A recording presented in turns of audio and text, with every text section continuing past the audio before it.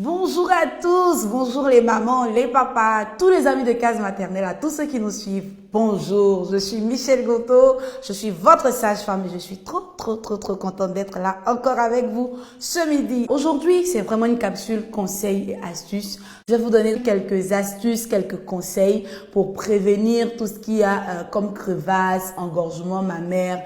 Enfin, comment faire pour ne pas avoir de plaies sur les seins, pour ne pas que l'allaitement soit douloureux. Toutes ces situations qui peuvent rendre vraiment l'allaitement difficile et pousser certaines mamans à arrêter l'allaitement maternel. C'est tout de suite dans votre émission Allô la sage.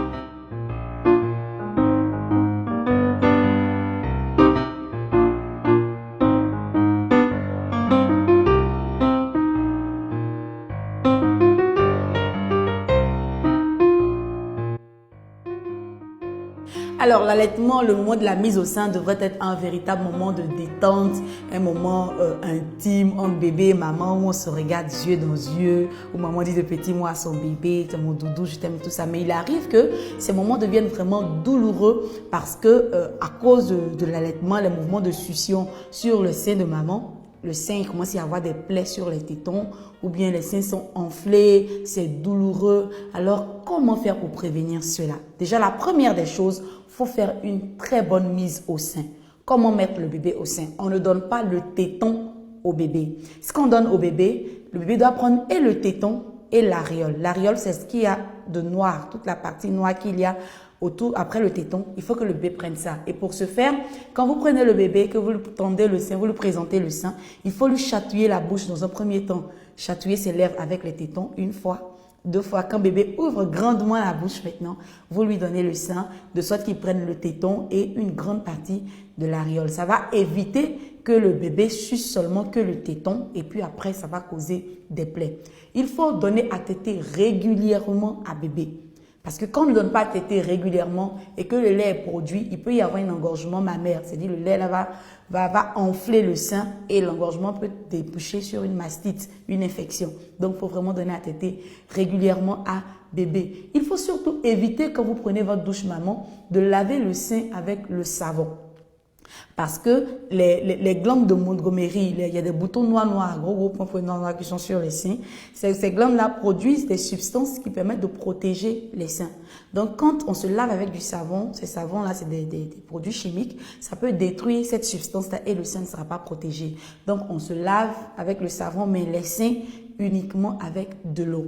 Juste avant la tétée, vous pouvez extraire un peu de lait que vous passez sur les seins, sur le téton. Et après la tétée, vous faites pareil. Ça va permettre d'hydrater le téton et ça va vraiment éviter, vous protéger contre tout ce qu'il y a comme crevasse. Il faut changer de position. Vous pouvez donner à téter à votre bébé assis.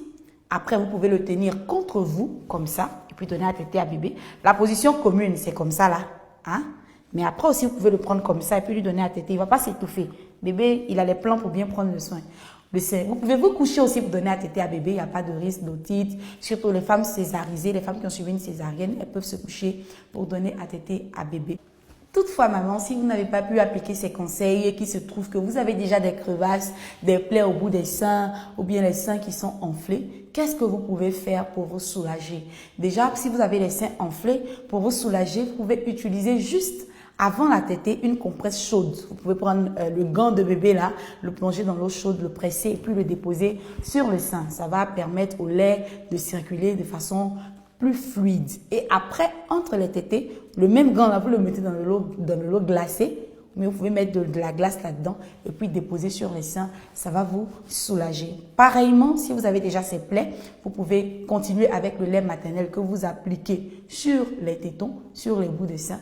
Et si vous vous rendez compte qu'au bout de 48 heures, ça ne s'améliore pas, votre situation ne s'améliore pas, allez voir la sage. Elle va vous prescrire des produits qui sont vraiment très efficaces pour régler ce problème et continuer l'allaitement maternel. Voilà, c'est tout pour aujourd'hui les mamans. J'espère vous avoir aidé. Si vous avez des questions, des préoccupations, n'hésitez pas, écrivez-nous inbox Case Maternelle.